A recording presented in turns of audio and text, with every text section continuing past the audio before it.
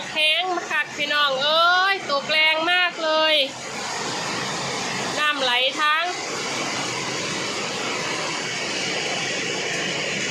ล้มพร้อมแรงมาก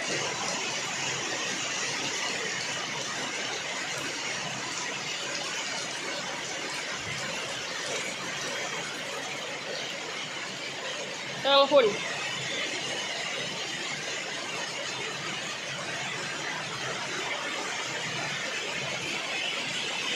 น้ำท่วมนะคะน้ำท่วมเป็นจังไหนเนาะเฮือนข่อยนี่